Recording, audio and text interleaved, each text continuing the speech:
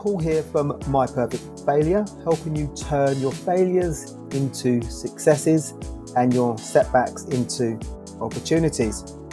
What if your greatest challenges could lead to a wildly successful Instagram page with over 2 million followers and a best-selling book to match?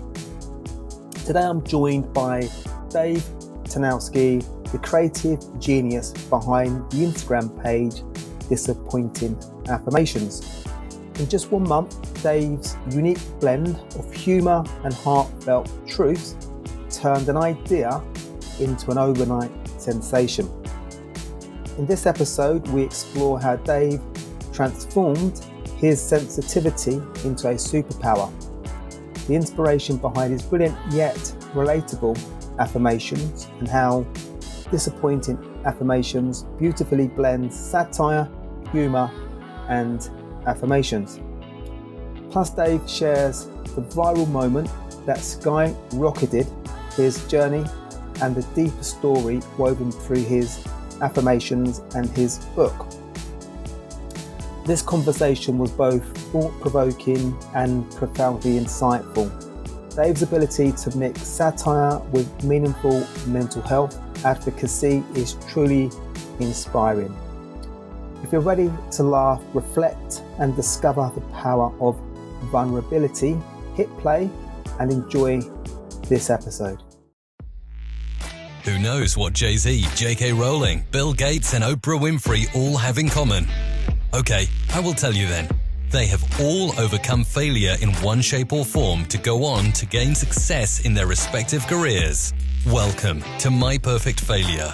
Join us as we delve into the world of our perfect failures. We will interview, explore, and discuss how our perfect failures can lead us to success. Join us and tune in. Welcome everybody to another episode of My Perfect Failure. Today, as always, I'm super excited as I have another amazing guest for you. So joining us today, we have the brilliant mind behind Disappointing Affirmations, a book that redefines the self-help industry with a new perspective and dose of humor, wit, and raw honesty. His unique approach, born from his mega popular Instagram account with over 2 million followers, of which I didn't know this. Some of those are my friends already, so they got to you before me. He pairs calming nature photos with a new, refreshing spin on affirmations. He has created a space where humor and empathy meet. So a very warm welcome to My Perfect Failure, Dave Tarnowski. How are you, Dave? Well, yourself. Yeah, I'm really excited to meet you. I'm really excited to I'm have. excited to do this. Absolutely. Yeah. Reading up on you a bit, and I'm just like, this is sort of a perfect meet, I think, a perfect fit. Yeah, absolutely, absolutely. I'm your agent. When we connected, I mentioned to you before we hit the record button. I was excited. I'm generally excited, but there was a little bit more of excitement because of what you've done, what you're doing, and also because I don't know the backdrop. So I'm keen to understand the backdrop. I mentioned your Instagram account, which is brilliant, by the way, and I'll put that on the show notes so everybody can link to that and follow it. But what was really interesting as well is when you go into the comments, you see the impact that you're having on people by the comments. So I was just like going through the comments and you see the impact.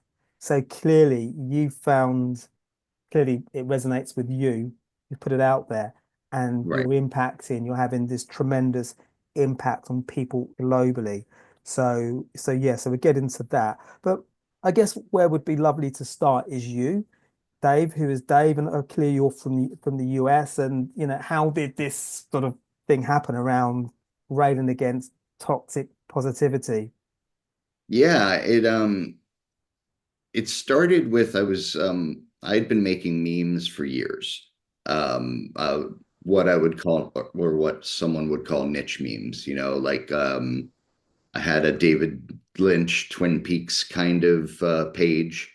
And my main page was, I don't know if you know Nick Cave and the Bad Seeds. Yeah. So it was, I was a big fan. I'm still a big fan of his. And so I started making memes with photos of him and stuff like that.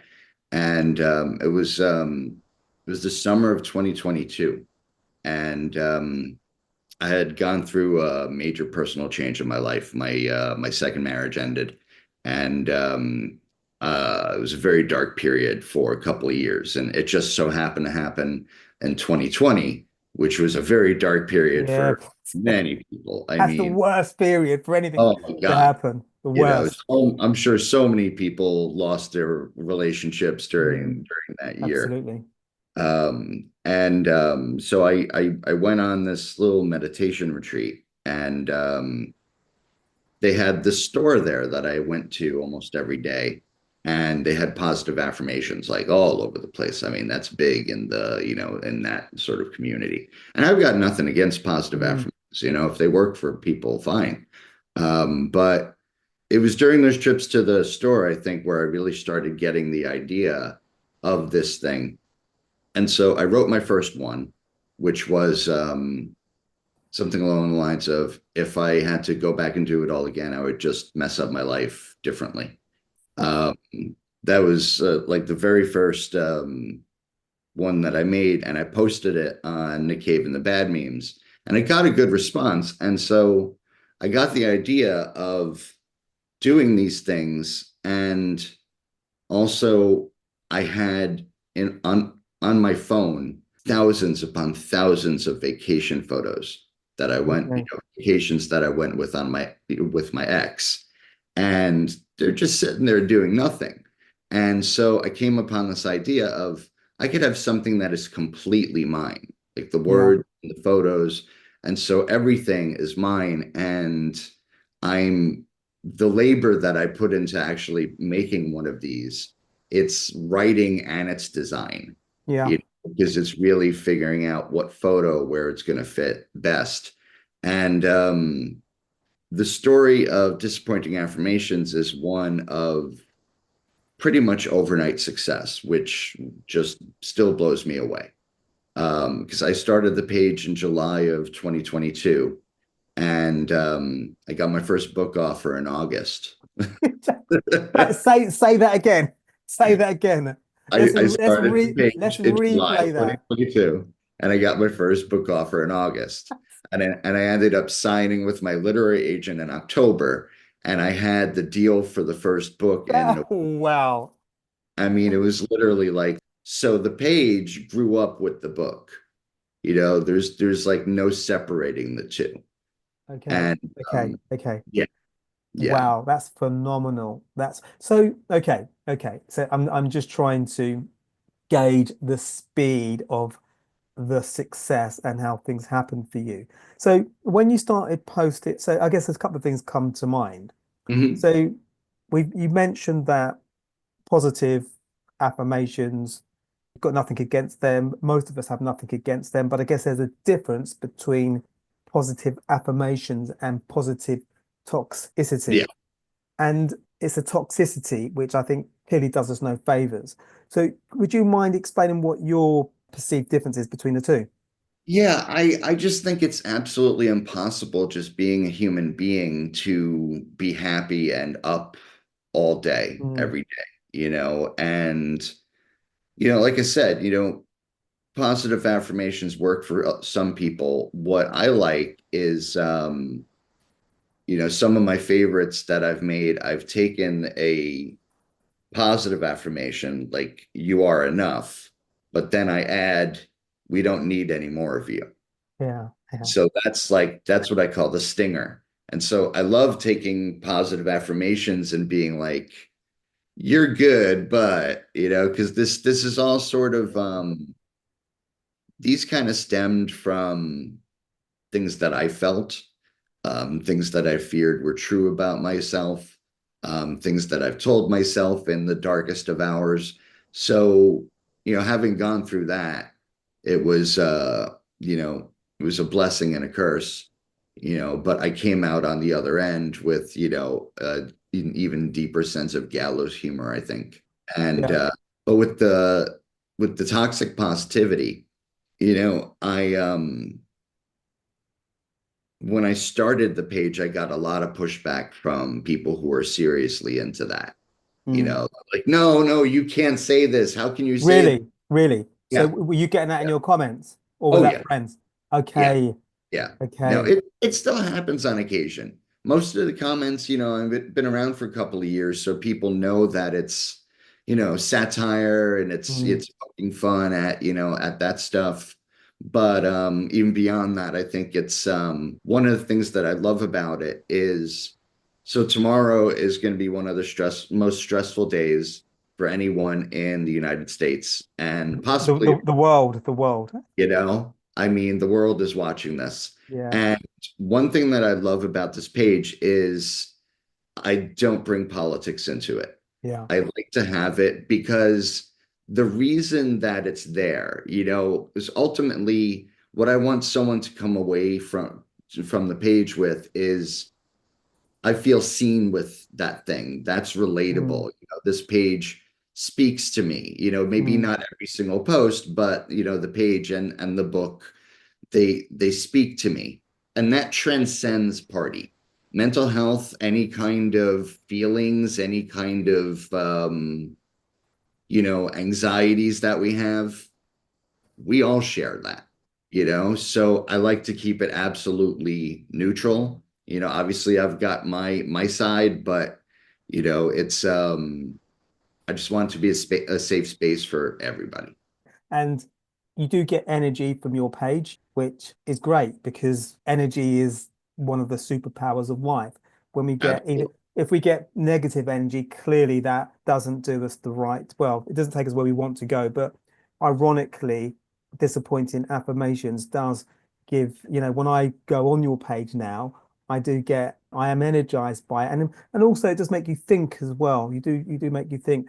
And also I read one of your articles and you said that potentially it won't be for everybody because there is a nuance to it.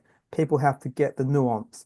And Hmm. I actually think it's great to get the nuance because it's almost given us permission to kind of examine and to kind of take that toxic positivity. I think it all in my mind it holds us to a standard that isn't attainable.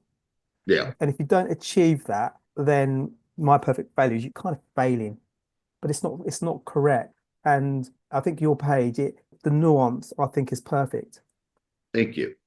Thank you. Yeah, no, one of the things that came to mind while you were just talking was somebody, saying to someone who is so depressed that they can barely get out of bed that they should try exercising.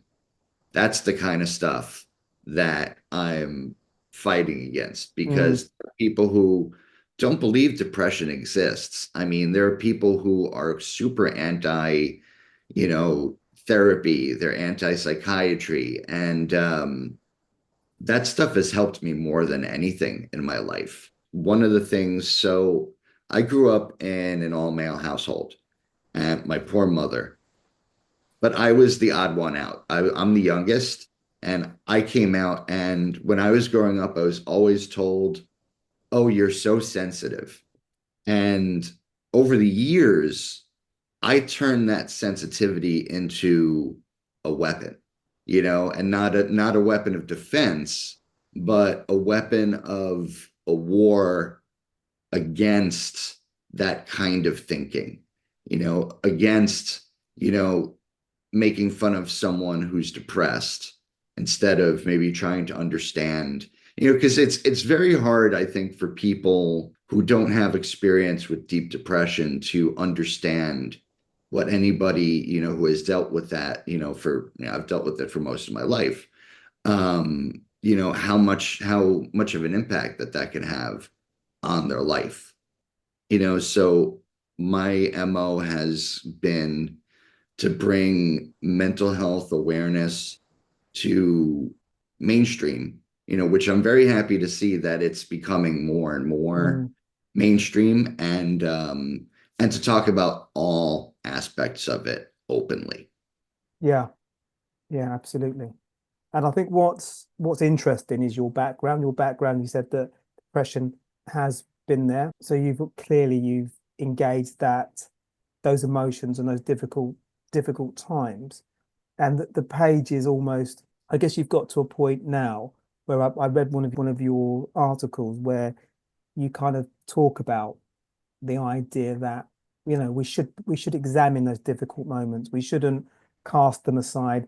They're there to be engaged, to be understood.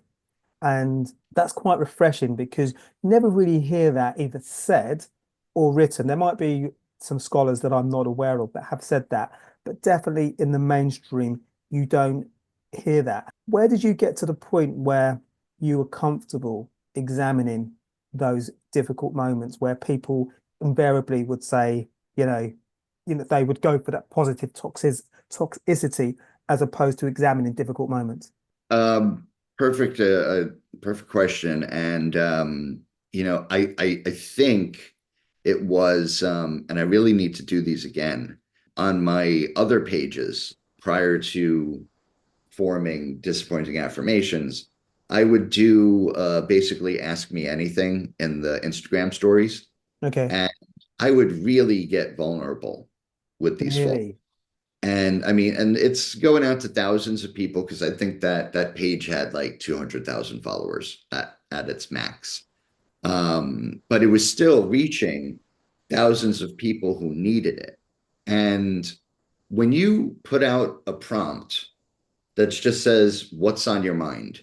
which I was doing for the longest time until somebody told me that that was the Facebook prompt. And I hadn't been on Facebook in ages. And I was like, oh Mm, my God, I can't believe I'm using the same prompt for a Facebook status update. But hundreds of people at the very least would write in each time.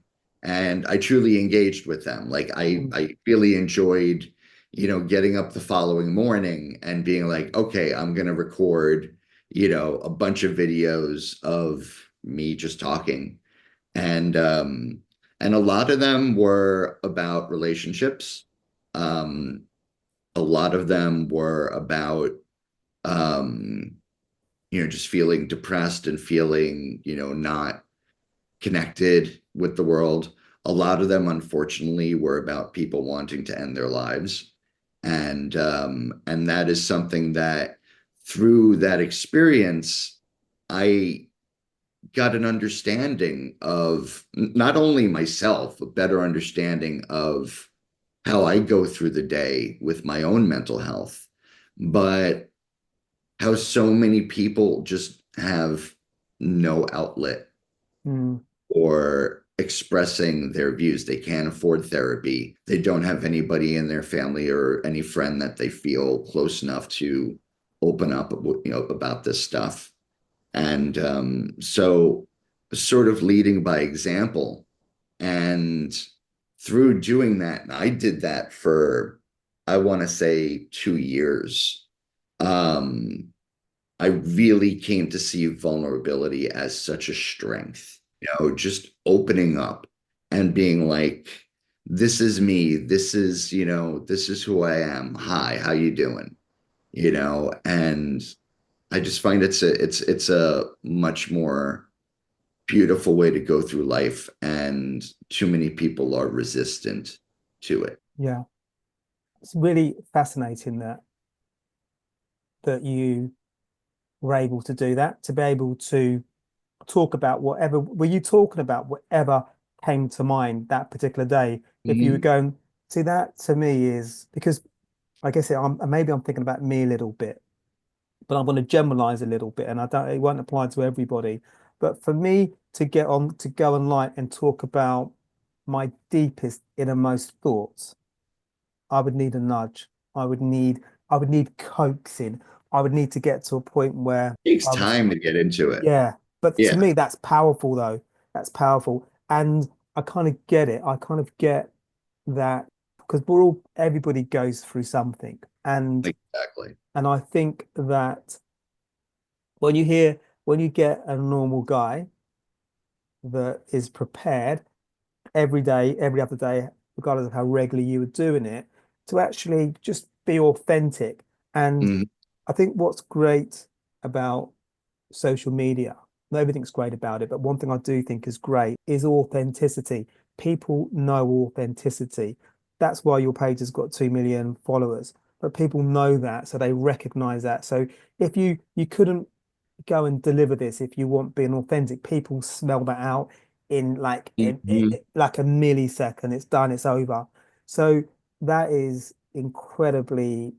So were you doing this before Disappointing Affirmations, then Disappointing Affirmations came at a later date, or are they interconnected? So I was doing different kinds of memes on the other pages. Okay. Um, but like I said, they were very niche. So if it was a Twin Peaks page or a David Lynch thing, it would have Kyle MacLachlan or somebody, in the photo, and like a traditional meme kind of thing where Yeah. you'd have, like, words on this picture and this picture. But even though it was a different style from what Disappointing Affirmations ended up becoming, which was more like the inspirational poster style, um, I was talking about the same things. Yeah.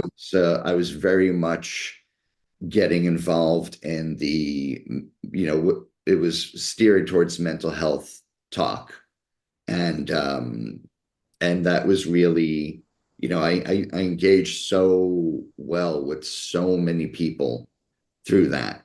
Yeah. And there were people who every time I did it, they'd be on with another question. They'd be on, and it would become sort of like a family kind of thing. Really. Wow. I kind of miss it a little bit because, the as I explained, the trajectory of Disappointing Affirmations was like that. So all of a sudden, I just found I didn't have the time Yeah. to do all that stuff. But once I get the time now, which God knows when, because I'm constantly doing something, Yeah. uh, I'm in the ditches making book two right now. So Wow. Wow. it's you know, So it's okay. So definitely people subscribe to Disappointing Affirmation, to subscribe to the Instagram page. Obviously, get the book. We'll talk about the book in a second. But so in the comments are just like people are like they're asking you for books. I see that in the comments. They're asking you for calendars. People are oh, saying, everybody wants everything. yeah, everyone wants everything. They're asking for. People are actually saying that this is my therapy. Yeah, This is my therapy. yeah. So it's amazing to instantly see the impact that you're having. So just in terms of that instant takeoff, when did you realize that this was resonating, this was taken off? Was there a particular post or was Oh it yeah. oh, No, okay, okay, I'll let you expand on that. it was have a panic attack, you've earned it. Okay, okay. uh, which became kind of like you know, my flagship Yeah, post I've or got that on my whatever you phone want to now. call it. But that one went viral. Like compared to what I get now, it's nothing. But at Yeah, the time, especially, I think when I posted it, I may have had 20,000 followers. It built pretty quickly, mm, but after that, that was when it was just astronomical. I hit 100 and then 200,000. And then, it was like every month it was just going crazier and crazier. And I was just like, how is this real? yeah. And I'm still asking that question, because it's such an amazing platform, and I love the fact that many people, it resonates with that many people, Mm, yeah. that makes me feel really good about what I do. Has it given you, because of the success of it, it feels like it's beyond what you envisioned when you Oh my decided. God, yes. Yeah. Yeah. So given you, has that added more pressure to it? Because people need it. People need it. So it's almost like people need your content. People will wake up every day and they will be looking for a post. As I'm saying that, I'm also guessing as well, because you've got so much content there, what's quite what I'm sure some people do with it, they will just go into your post, into your page, and they will find a few posts that resonate with them. Some probably have print screened a few that really resonate with them that get them through the day. But just back to the initial question, do you feel more of a sense of responsibility because people need your content? In a way, yes, but I also need to have boundaries. Mm. I mean, one of the first boundaries that went up was I just could not answer every message. Yeah, You know, I mean, you get to a certain point where you get that many messages, it's just like, I'm sorry, fans who it's have like messaged I can't me. sleep. It's, it's just, I've got a lot going on, Yeah. but yeah, I do like the fact that people look for it Mm. and it resonates so much. I love that. There's so many people talking to each other in the comments, and it's not nasty necessarily. I mean, Yeah. sometimes it's the internet, but um, and so it does sort of form this kind of group in a sense, Yeah. and I remembered people telling me that I was the reason they ended up with their girlfriend because their girlfriend was Okay. Wow. teams with them, and the the amount of feedback that I've gotten from people, it's positive. There have been some negative folks. I will never forget one. This was very early in my days of memeing. We're talking maybe 10 years ago. Some woman literally wrote me, please stop doing this. I'm glad I didn't listen. Yeah. Yeah. Little, Yeah. little, little does she know. And I do think going back to what we discussed earlier, there is a nuance to your content. And I think to me, it's quite fun to get to that point where you understand the nuance. I think if people think that, because I think where people can get confused, they can maybe get confused thinking, well, he's against positive affirmations, which is totally wrong. Right. So, and I think that I don't know this, but I'm making, I was told as a youngster never to make assumptions, but I'm going to make an assumption. Go for it. I'm making an assumption that the majority of people, the majority of people who may cast aspersions, I think that they're missing the point. They probably think that you're anti-positive affirmations, Exactly. which is completely wrong. Exactly. Exactly. That's why I always say, about the page, about the book. It's not for everyone, but for the people who it's for, it's really for them, and that's what I love about the book too is that it's like it's a gift book, but I've managed to make a gift book serious, Yeah. while funny at the same time. And so it's a great thing to give to anybody who, Mm, is going through shit. And mm, but right now, who isn't? You know, absolutely. so Absolutely.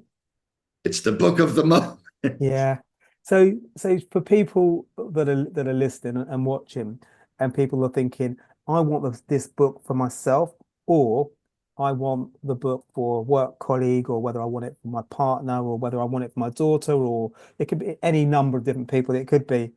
So is the book kind of like an extension of the the Instagram page with wonderful imagery and wonderful Hmm. pictures and the appropriate wordage? It's exactly that plus more. There are, I think, 40, not 40, maybe 30, because in this book, there's a total of 81 affirmations, I think. About a third of them are exclusive to the book and will never be on the page. So that's Okay. something that and through the book, even though it's a collection of affirmations, I do weave a story. And it's Okay. a story that basically begins with fear and ends with acceptance. And to get from one to the other is the goal, you Yeah. know. Okay. And I feel like I am, at this point in my life at the acceptance phase, of who I am, and who I can be. Mm. It took going through, I mean, talk about, my perfect failure. It took going through a major failure to come out with this success. It's like my marriage ended. That was a huge part of my life. And I was rudderless. And then I found this, or this found me. And it just, it's been a wild ride ever since. Still on it. I intend to be on it, Yeah. I still have plenty to say. And even if it's, old stuff for a new crowd, it's the more new people see it and get it and understand it and maybe share it, like that's one of the biggest things I would look at on a post. It's not the likes, it's the amount of Mm. shares, because people want to have other people see this. And a lot of people are afraid to share my stuff because they're afraid that they're going to be like, are you okay? you Mm. know Yeah. And again, I think it's the nuance as well. And I think yeah, it's just spending a bit of time on the post. You understand it, yeah, instantly. I think if you look at disappointing affirmations as a soundbite, people can get confused. People, without looking at the content, we jump to conclusions without actually really right, understanding. So in the bio, I mentioned things like wit, raw honesty, humor. right. It has all that, and I think that aligns with real life stuff or real life situations. I think it's a lovely blend, and I almost think you're at the beginning of this journey because I do think today, 2020 pandemic and whatnot, I think the world's gone through a real challenging time. We still are, Hmm. and I do think we are ready. I think we're ready for disappointing affirmations because we need something different. Yeah, yeah. So, I got to lace up those running shoes and get ready again because, it's hard to write any new content right now because I'm so in the middle of writing the second book, Mm. so I've been leaning on a little greatest hits lately, but it's they're brand new backgrounds, it's bringing them to different life, and I'm sort of, that's my way of sharing, what I'm going through on the, bookmaking journey. It's like these are outtakes Yeah. from the book. Yeah, it's a long process. Has it been therapeutic for you?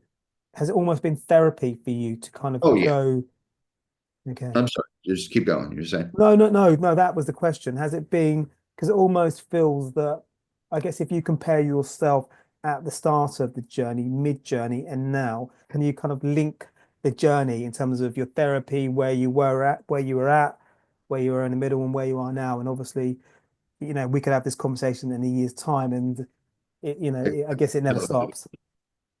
Yeah, no, I'm in a weird place where I'm like really good, but also, you know, not dealing with like my own demons and stuff like that. Yeah, it's interesting because it's autobiographical, Yeah. and so it's therapeutic in a sense that I'm just I'm honest with myself, even if I know, you know, that I'm doing a bad thing, like that I'm drinking too much, like an author who drinks, like what a big shock, right? But Yeah. that can be something that, when I look at that moment in life and knowing what I have been going through at the time, is very therapeutic. But like I said, I mean, what I write, typically it's what I'm feeling in that Mm. moment, you know, Do, and do you do you find that you're maybe overly hard on yourself? So if you drink, or if I drink, sometimes we might draw. Sometimes we can be overly negative when actually I'm only having a drink. I'm just trying to get this work done, and maybe it yeah, maybe it lends to the process, or it makes me so, or sometimes it can lend to the process in any number of different ways in terms of takes the stress of maybe the of trying to get this content out, because obviously you've got wonderful page, you've got first book, now you're working on a second book. Yeah, no, there's definitely an element of being too hard on myself, and that's I think it can work to my benefit in a weird way. It does feed into what I do, because if I am hard on myself, that's when I might come out with something that resonates with, so Mm, many people. yeah. And each time that happens, it's it's a blessing. It's like knowing that, these things impact, even for a moment, that many people, where they stop and they chuckle and sometimes they even comment, Mm, and it's just that interaction with it. That's what I love about these things, is that I can feel seen by putting out something that I'm feeling, almost instantaneously. That's one of the amazing things about social media. yeah. Yeah. And because of your journey and what you've where you've come through, mentioned depression, divorce, and these different things, and now you've got this wonderful movement with your book and your Instagram page. Are you more adept at processing those difficult moments because you've got sort of inner insight, inner perspective, inner acceptance, inner acknowledgement of what's going on? Does that make you more adept at processing difficult moments personally for you? Absolutely. Absolutely. It's are each of them dealt with the best, the best way possible? No. But um I can process grief better. I can get through panic attacks better, because I'm aware of them, because I'm very, you know, all up in my feelings, if you would, that's one thing I always say. These wouldn't exist if I didn't go through all of the stuff that's behind them, you know? Yeah, definitely. It's definitely been quite a journey. I listened to some of your content and I've read some stuff, and I've been on your page, now follow your page. And but what's really interesting is I've heard therapists who've interviewed you, Yeah. they follow your page and that they're in love with your page. So what's it like having that type of, because that's something that must be quite interesting for you when you get people Yeah. who are therapists who actually give you positive critique on the page. It was, I mean, that was one of the first things that I was noticing when the page was getting bigger and bigger was I was getting a lot of messages from therapists, saying, I've shared your stuff with my clients, which Amazing. just makes me feel like, and I actually did a campaign with my publisher, and we sent out um, this essay that I wrote about Mm, therapy.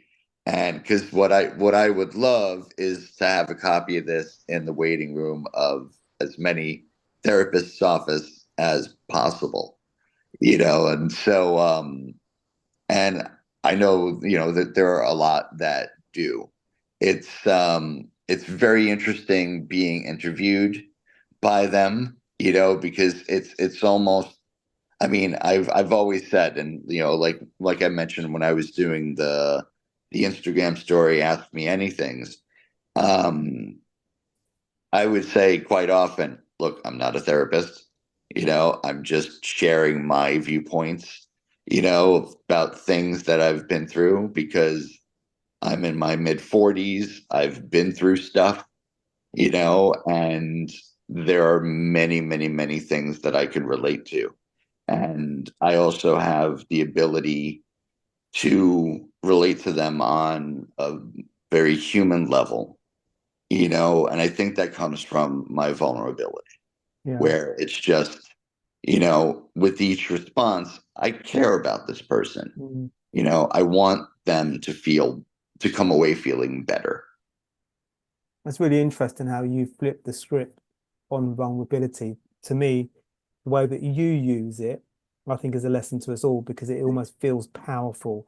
It feels like a superpower. It feels like we don't have to hide away.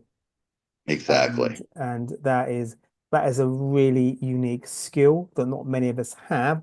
But I think the positive thing is that we all have access to that. It's available to us all. We just need It to we is. just need to go there and get it. And I think what you've done and you're doing and demonstrating is that, yeah, go and get it. Thank you. And Go and get yes, it.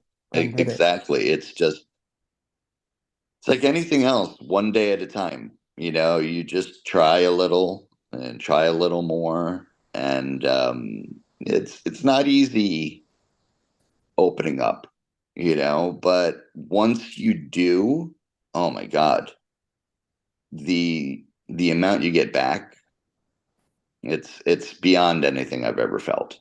So with that in mind, when you dropped your first videos where you were opening up, were you nervous at that time? Did you have any nerves? Oh, sure. Okay. Sure.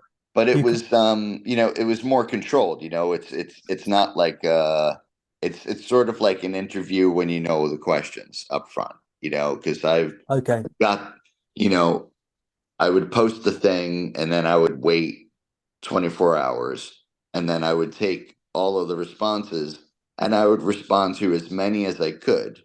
Now, there would be a lot that I couldn't.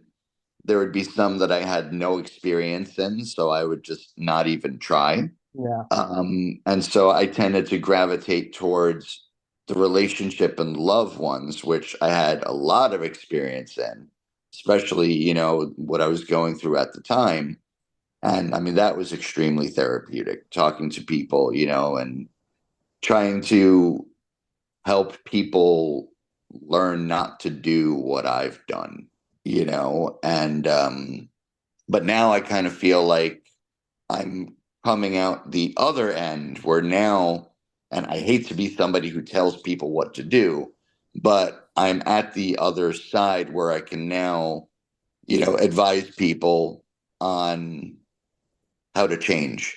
Okay. You've come out of a failure, you've come out of, you know, something terrible, something traumatic.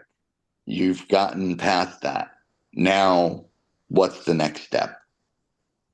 And Yeah. that's, for someone who is going through, for someone who's grieving, it's going to take them a long time Mm. to get to a point where they can get to a next step or even attempt to, you know. But Totally. but when they are ready, it's important to know that, you know, you could always, if that didn't work, you try something else, but just don't stop trying to find that reason to be, to keep going and to get better, hopefully. Absolutely. Yeah. It gives people, well, what you're able to do, particularly in those difficult moments, particularly with relationships, where it's difficult to think with clarity and everything at that point, particularly when it's gone wrong, feels like the world is caving in on us Hmm. and we don't really think positively about ourselves or that situation or even the future because we're so caught up in that situation. So it's wonderful that you're able to give people clarity and a sense of you're going to get through this. You're going to get through this journey. Yeah. And sometimes it's not meant to be easy because difficult moments are part of our growth. It's easy for me to say that because I can sit here and say it, but in an emotional state, when somebody's going through it, clearly they're not going to want to hear that. But ultimately, you get through it if you've got the right tools Right. available to us. And what's wonderful about what you've done and are doing, you're part of that conversation now. You're giving us the tools, the behavior to navigate those difficult moments. And that's where I think you could find true positivity, by digging through the negative, by getting through to the other side. And I mean, look, you go to therapy, you're not going to therapy for 10 sessions and you're cured. If you're going to therapy, you're a lifer, right? And one thing in therapy is it's excavation. You're constantly digging and finding new stuff from your past or things that you're like, oh my God, I forgot about this moment. And that's one thing that is super important for anybody who's going through anything. Is just all you got to do is it's looking without judging, perceiving without judging. I always forget what they say about that, but that's a tool that has helped me a lot. Even especially when it comes to being hard on myself. Um, it's you really look at this, but you look at it for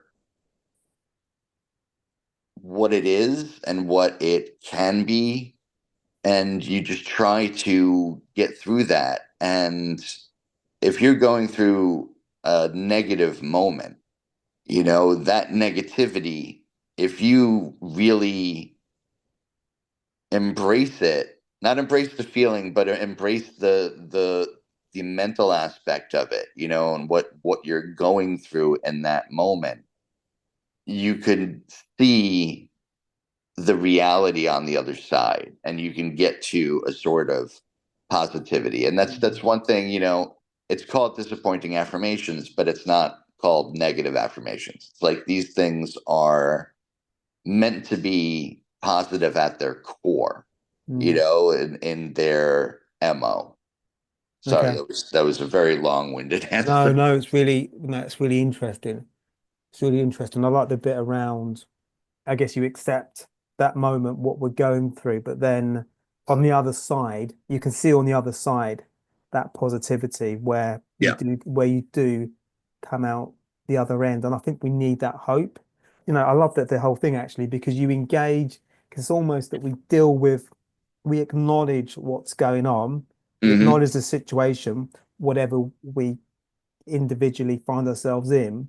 It's almost we work through it and then we can get to the other end and we can see what's on the other end, but it's almost like an equation to get there, Right. which is incredible. I'm conscious of your time. What I wanted to ask you is just around, you mentioned there's another book you're working on. Hmm. When might we see that? Because it would be lovely to have In a another year. in a year. Okay, In a okay, year. Yeah. okay. Publishing takes forever. But I've got in the interim, there's a sticker book that's coming out, which I'm excited about. We got a wall calendar coming out in the summer. Now people have been screaming for I'm calendars. seeing in the comments. It's in the comments. Oh, People are constant. asking for it. It doesn't matter what I offer, they want something else. It's good. It's good. And you know what? It must be amazing to stumble across something and you know that you're serving people. That must feel incredible to know that you're serving them in a really good way. What does that feel like? Helping people, and I think this has something to do with being a recovering alcoholic. Helping is what helps us. If I see somebody in a bad situation, I've been in bad situations too. So this is my way of it's my service. Yeah. It's essentially, what I feel like I have been born for, is service and helping people, even if it's just helping people laugh in themselves. And what's great is that you found that. You found that by Yeah. going through difficult moments, but also you found it by being vulnerable as well and putting yourself out there, Hmm. confronting yourself. And what's again great is you're helping other people confront their challenges, their demons, but in a really good way where they're actually working through it. They're not putting it in a closet, they're accepting it, they're acknowledging it, they're examining it, and Right. they're coming out the other end. So they're going through the right process. And so I love that. which is incredible. No, And thank you. and Thank you. there's something you said where I think you used to refer to yourself as the unfinished novelist, Yeah, oh, yes. but I'm not sure you can say that anymore. Is that gone? Well, this is technically not a novel, so It's a I'm book. It's a I'm I'm book. I'm still gonna be like, there's part of me that is super happy I've got a book out and one on the way, but there's another critical part of me that's just like, Yeah. you know. And so, but I've got ideas for a novel, and I would like to get that in the works, sooner than later, you Okay. know. Okay. But it's David, amazing. Love this. Love what you're doing. Thank And you. so I definitely want to ask you. Obviously, I'm going to put everything in the show notes, but where is the best place even for people to find the book and to find you? So you find me at Disappointing Affirmations on Instagram. And also you can get my book and other merch from disappointingaffirmations.com or your local bookstore. If they don't have it, ask them to order it. Or Amazon, as always. It's been a good seller on Amazon. I'm so pleased that your publicist contacted me. Love I what you're am too. doing. This has been great. Well, I love what you're doing. I really feel that it's needed. And as I said to you at the start, even my friends are are following your page. As soon as I went on your page, I I saw love that that. I saw that I've got friends that follow your page. So I can't wait to see them and tell them. And what I'm sure they will do. Probably they've got probably a couple of posts which which really do it for them. If that is the case, I'll definitely let you know. But it's probably be all of it. But they might. I think we'll have our own individual posts. Well, and Um, if you I don't know if you do like little snippets. If you want to do a snippet, I can totally share it on my page, to yeah, share your podcast and that all your friends can see it there right there. I will do. I will do. We'll do Yeah. that. We'll do that. And what else did I want to ask you? So I think the last question, or certainly the penultimate question, is so I've got a recurring question on the podcast, and it is if you could invite three inspirational people for dinner, they can be alive or past. Who might you invite? So let's see. Um, Nick Cave, Oscar Wilde, and could really liven that up. Joan Rivers. Okay, okay. She would liven it up. She would definitely liven it I'm not up. even a big fan, but I'm just thinking about what's now out because her with Oscar Wilde and Nick Cave, that could be an interesting combo. I just sit back and watch. Well, that's quite a combination. I would love that to happen. I love that to happen. I was also thinking actually, whilst we were talking, I don't think Oprah does her show anymore, but I think Oprah would love this book. I think Oh I, God, I think Oprah. your lips to God's ears. Well, I hope somewhere, I hope that the gods are listening, and for some way, somehow, this filters into ether. I think she would love the book. I think she would love the book. Well, hopefully she would get the nuance. I'm I thinking think she she would would. be I someone think who she would get the would. nuance. I Yeah. definitely think she would. I definitely think she would. So let's go like that. Oprah, get the book, enjoy the book, comment on the book, enjoy the book, share the book, benefit from the book. Dave, wow, amazing. Amazing to stay in touch. Hopefully we can do this. Absolutely. Hopefully we can do this in a year's time because I would love that. that would be amazing. I'm I would excited. love that. I'm This has been excited. so great. It's been wonderful. Yeah, I'm looking forward to getting the book, gifting the book, sharing the book. Yeah, I'll keep you informed of people's thoughts and comments. So thank you so much. Well, thank you. And again, thank you for having me on. This has been absolutely wonderful. You've been great. Thank you. It's been wonderful, wonderful. Thank you, everybody, for tuning in to this episode of My Perfect Failure. We're always looking to grow the show, so definitely let us know about things you like and equally things you don't like. And we're always keen to grow the YouTube channel. So please, if you are watching on YouTube, please do hit the subscribe button. And I look forward to seeing you on the next show. So take care for now. Bye. Thanks for listening to My Perfect Failure podcast. Be sure to visit www.myperfectfailure.com to join the conversation. Subscribe to our podcast on iTunes or Google Play. Look out for our next episode.